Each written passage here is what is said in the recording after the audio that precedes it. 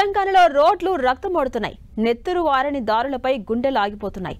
రెప్పపాటు నిర్లక్ష్యానికి శాశ్వతంగా మూసిన కన్నులు ఎన్నో. నడి రోడ్డుపై నలిగిపోతున్న దేహాలెన్నో.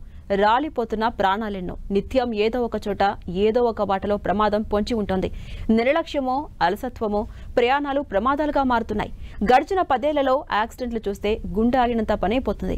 ఆ రోడ్డు ప్రమాదాలతో రోడ్డున పడ్డ కుటుంబాలను చూస్తే ఎవరికైనా కన్నీళ్లాగవు. ఇలాంటి రోడ్డు ప్రమాదాలను తెలంగాణ సర్కార్ సీరియస్ గా తీసుకుంది. మరి ప్రభుత్వం రోడ్డు ప్రమాదాలకు ఎలా బ్రేకులు వేయబోతుంది? ప్రభుత్వం ఎలాంటి యాక్షన్ ప్లాన్ సిద్ధం చేస్తుంది? Let's watch.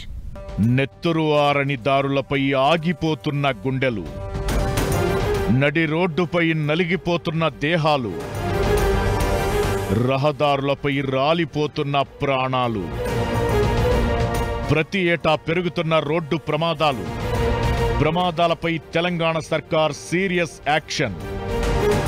చిన్న నిర్లక్ష్యం ఖరీదు నిండు ప్రాణాలు. పొరపాటు చిన్నదే కావచ్చు, కానీ నష్టం మాత్రం ఆ దేవుడు కూడా తీర్చలేనంత పెద్దది. తెలంగాణలో ప్రతిరోజు రహదారుల్లో ఎన్నో ప్రాణాలు ఆవిరైపోతున్నాయి. తప్పతాగిన డ్రైవర్లు, రక్తదాహంతో ఉన్న గుంతలు ఎందరో ప్రాణాల్ని మింగేస్తున్నాయి. 2014 నుంచి ఇప్పటి వరకు తెలంగాణలో 2.57 లక్షల రోడ్డు ప్రమాదాలు జరిగితే 83,000 మంది ప్రాణాలు విడిచారు. తాజాగా చేవెళ్ల మీర్జాగూడ బస్సు ప్రమాద ఘటన యావత్ రాష్ట్రాన్ని ఉలిక్కిపడేలా చేసింది.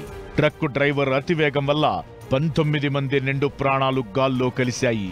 మితిమీరిన వేగం, రోడ్లపై గుంతలు ఈ ప్రమాదానికి కారణమని ప్రాథమికంగా గుర్తించారు అధికారులు. ఈ ఘటన ఇప్పుడు అందరినీ కలిచివేసింది, సర్కార్లో కదలిక తెచ్చింది. నిజానికి రోడ్ల నిర్వహణను ఏ ప్రభుత్వం సీరియస్ గా తీసుకోలేదు. రోడ్లపై గుంతలకు కొదవ ఉండదు, ప్రమాదాలకు కొరత ఉండదు. అడుగుకో గుంత దర్శనమిస్తూనే ఉంటుంది. ఆ గుంతలు గమనించక కొందరు, వాటిని తప్పించాలని మరికొందరు రోడ్లపై రక్తం చిందిస్తున్నారు. ముందు వాహనాన్ని ఓవర్టేక్ చేయాలని ఆతృతతో రోడ్లపై బీభత్సం సృష్టిస్తున్నారు.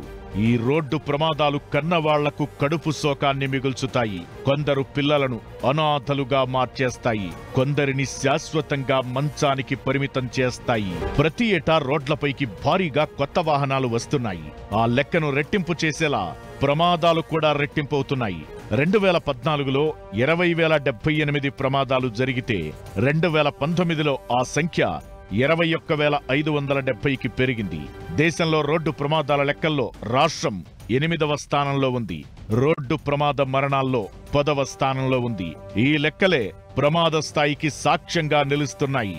గడిచిన 3 ఏళ్లలో రోడ్డు ప్రమాదాలు భారీగా పెరిగాయి. 2023లో 22,903 ప్రమాదాలు జరగ్గా 7,660 మంది మృత్యువాత పడ్డారు.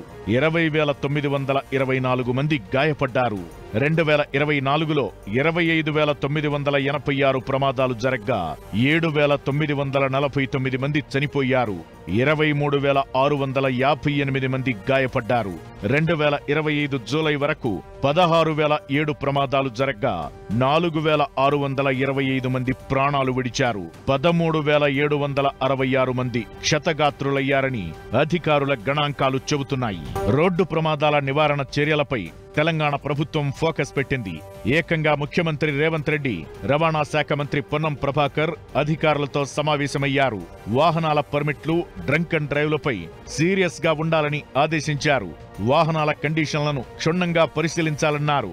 వాహనాల విషయాల్లో కఠినంగా ఉంటే తప్ప ఈ ప్రమాదాలను అరికట్టలేమన్నారు. సీఎం ఆదేశాలతో రవాణా శాఖ అలర్ట్ అయింది. మరి ఇప్పటికైనా రోడ్డు ప్రమాదాలకు బ్రేకులు పడతాయో లేదో చూడాలి.